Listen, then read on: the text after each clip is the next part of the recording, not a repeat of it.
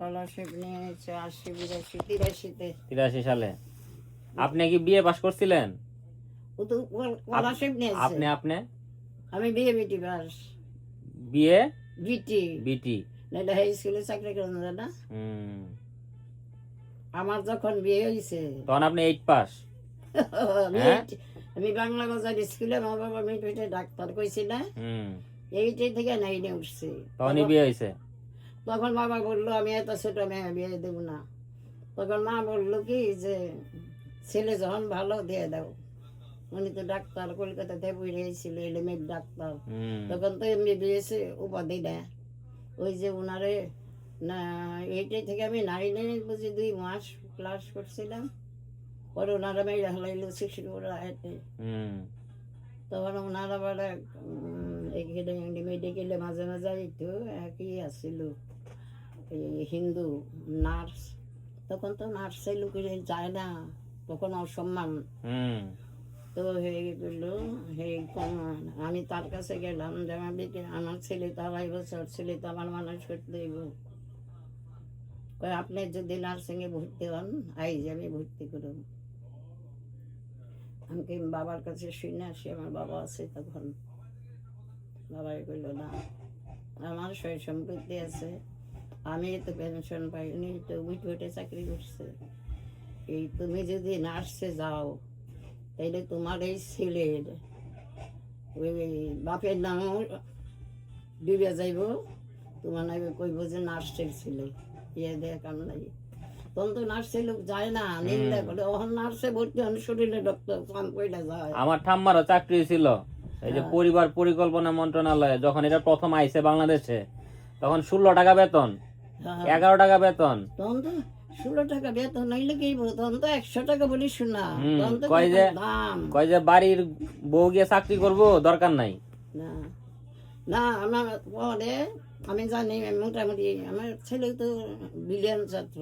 তোমার নটর ডামে 6টা লিটার পাইছে, মেট্রিকে 6টা লিটার পাইছে। ঢাকা ফিজিক্স বাংলাদেশে দেখলেও টাকা হয়ে গেল। তো ঢাকা ভার্সিটিতে ওরা কেমিস্ট্রিকে ভর্তি করেছিলাম। যাই পরে আমিও ছাত্রী মোটামুটি ভালো ছিলাম। তখন ধামরাইয়ের একটা নতুন, ধামরাই তো বড় জায়গা, নাম শুনছো কিনা? গেছি আমি, গেছে তো কত ব্যাংক কি। পরে এমন সময় ওরা চিনলো যে আমার বাবার নন্দের তরুণী বাবার মেয়ে এরকম। তখন বাবা ধামরাই গেছে, পরে একজন কইলো যে তখন 9 থেকে 3 থেকে 8 পর্যন্ত হাই স্কুল তো প্রথমে ডাইরেক্টই দেয় না, প্রথমে জুনিয়র থাকে। পরে কইল যে আপনি তরুণী বাবা আপনার মেয়ে যদি চাকরি করে তাহলে দিতে পারেন। পরে চাকরি নিলাম।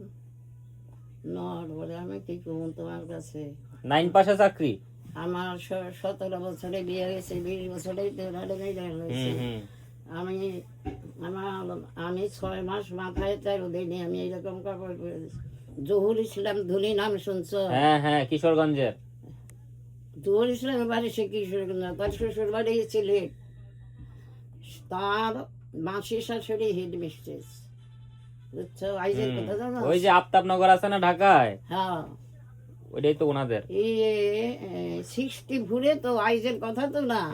তখন তোমাকে জন্মই হয় না। আমার বাপের তখন 2 বছর বয়স, আমার কি জন্ম হইব? ও বিকাশ 2.5 বছর। হ্যাঁ। পরে তখন উনি শুনছে, উনি আবার সন্তানের লেগে ছুটিতে গেছিল। আমি ক্লাসে ছিলাম, তখন উনি আমার ডাকছে। খুব সুন্দর ছেলে মাসি শাশুড়ি। ডাকার পরে আমি তো শুনছি আপনার ঘটনা, তবে আপনি এইভাবে আইলে তো ছাত্রীরা মানব না, কারণ আপনার মাথায় তেল নাই। পরে আসছে, পরে আস্তে আস্তে পরে ওনার নামই খুদেজা রহমান। আপনি 8 মাস আপনি তো এই হাই স্কুলে চাকরি করতে পারবেন না, আপনি লেখাপড়া করে। বিপদে বেড়ে গেল। 65 সালে 8 পাস সুদা বাবা। তখন এই পড়া ধরলাম, এদিকে পড়ি এদিকে ছেলে বড়। 68 মেট্রিক পাস করলাম। আইজের কথা না, স্বাধীনের আগে। হ্যাঁ স্বাধীনের আগে দেখছি কত আগে, হুম। স্বাধীন হলো 70-এ, এটাই তো কইলাম যে 7 দিনের আগে। তখন সেন্টার ঢাকা মানিকগঞ্জ, আর কোনো সেন্টার নাই। এখন তো ঘরে ঘরে সেন্টার, আমরাই তো ঘর দিছি।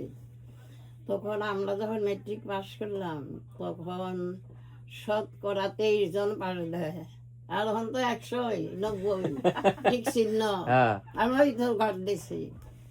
পরে তাও আমি প্রাইভেটই দিলাম, প্রাইভেটে বলে শুনি খাতা করা দেয়। হুম।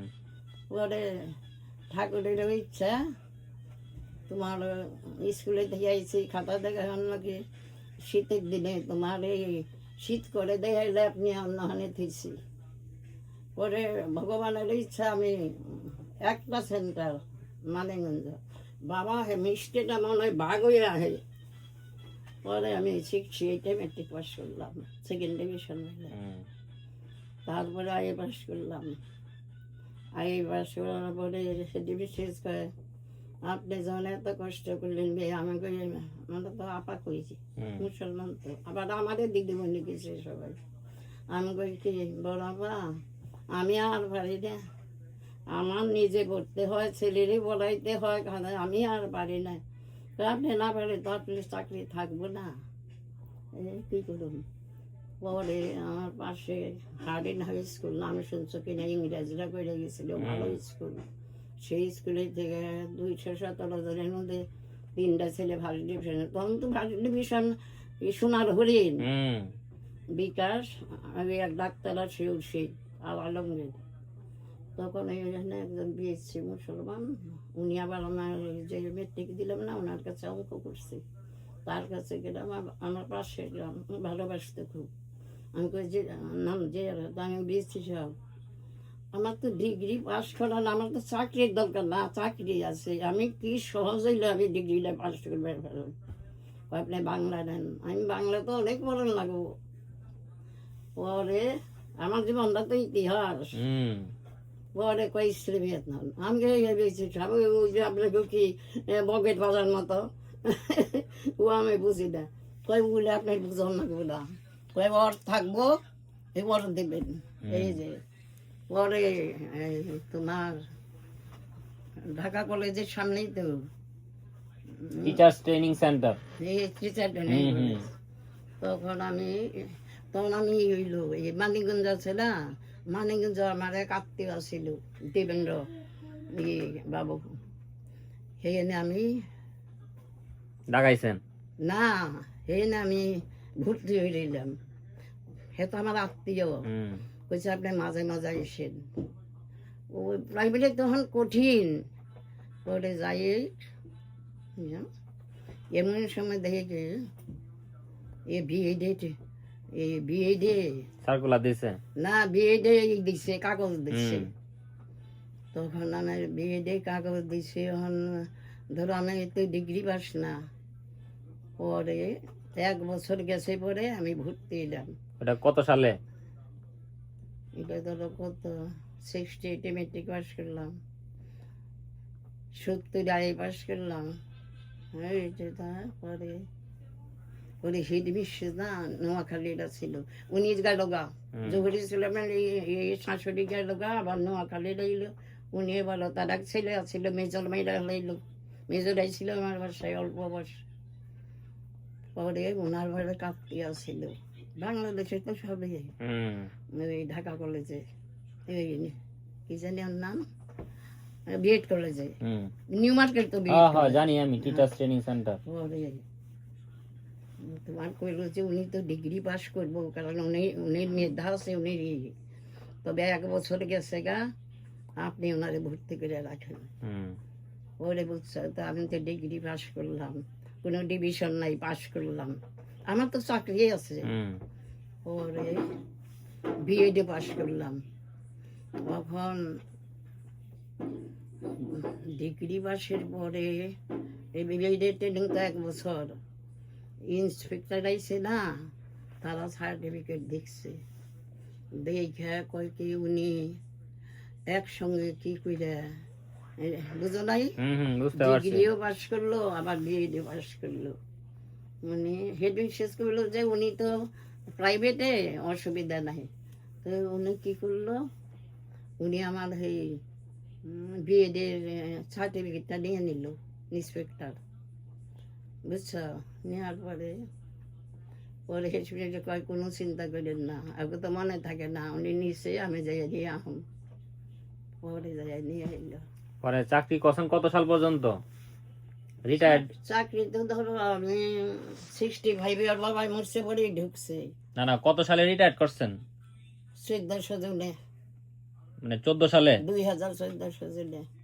আমার বলছি তো হেড বিশ্বাস, কারণ আমি তো 1400 জনে ধরো, আমি তো শক্ত মুক্ত। কয় আপনি তবে সরকারি বেতন পাইবেন না, আপনি করেন। পরে আমি দেখলাম যে টাকা করুম আর বিকাশ হয়ে পরে হেড মিশে ছিল যে আপনি আরো 2 বছর করেন। ধানাই তো নাম করা জায়গা, অনেক ছাত্রী, আমার 1200 ছাত্রী, তার মধ্যে অর্ধেকই হিন্দু। ধামরাইতে তো হিন্দু অনেক। হ্যাঁ, ধামরাইতে হিন্দু অনেক। ধামরাই? ধামরাইয়ে হিন্দু অনেক। এখন তো হিন্দু নাই, দেশ স্বাধীনের পরে ধামরাই তো তুমি ঘুরে দেখো নাই? ঘুরছি। ধামরাই এই ঢাকার মতো গোয়ালনগর, এইসব নগর আমার মুরব্বীর মুখে শুনছি। আর দুই গলি হইলে ঢাকা হইতো। ধামরাইও বলে কোনো মুসলমান ছিল না, গোপালগঞ্জের মতো। এই যে 65 রায়টে মানুষ কাইটা পালা দিয়ে ফেলেছিল, যে রায়টে বিকাশের বাবারে মারলো। আমার বাবা তো এই রায়টে ছিল মিটফুটে। পরে এই যে এই হইল না তোমার দেশ স্বাধীনে, তোমার এই সুন্দর সুইরে সালবে না সুন্দর জানো, সুন্দর তো বুঝি সব। তখন তো দেশ স্বাধীন আরম্ভ হইলে তো ফাল্গুন মাসে, তখন তো তোমার ফাল্গুন মাসে না পৌষ মাসে শীতে